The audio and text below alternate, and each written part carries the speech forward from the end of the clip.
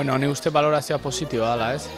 Auzotarrak dira antolatzaile eta bueno, gu atzo eta gaur izango gea, lan baten ikastolako festa zala eta ezin izan genuen etorri, baina bueno, atzo hemen izan ginen eta bai herri bazkarin eta bai ondoren gorriti animalitan da jendea bazan eta gaurre jende asko joa eta iokoa.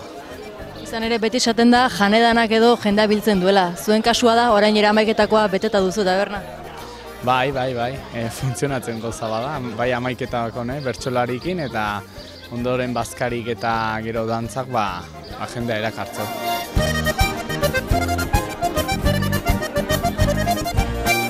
Bueno, ondo. Oso ondo. Guan bezeta etorri geha eta lehenko itxura eutxiz.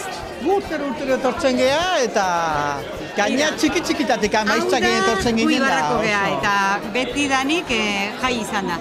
Eskolan, ayuntamentu da beti. Eta izaten zan egun hau akarrik eta guain, azten da festa larun bata, igandea eta danak. Eta gaurko unei uste kendu intzaiola pixkat lehenzun garrantzie. Eta guk eutxin behar dugu, lehenko geha eta eutxin behar dugu. Bez eta torri eta 11-etako harra mandigu Garrantzitsua ez, 11-etako hori. Hori da, bai. Hola juntatzen geha, kontu batzuk esaten ditugu eta lehengoko gauzak eta gogoratuz eta oso gustora oten geha. Oso ondo, bai.